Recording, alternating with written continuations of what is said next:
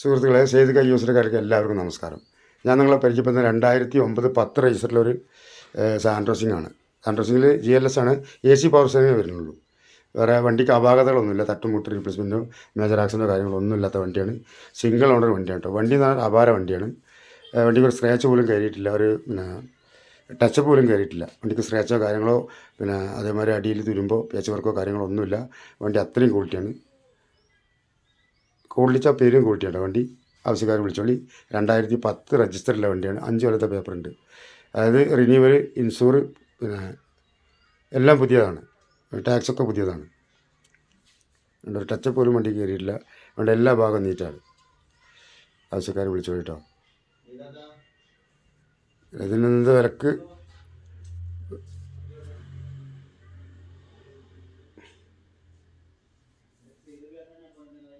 Engine റൂമും കാര്യങ്ങളൊക്കെ കാണിച്ചിട്ടുണ്ട്. ഇഞ്ചിൻ റൂമും കാര്യങ്ങളുണ്ട്. പക്കയാണ്.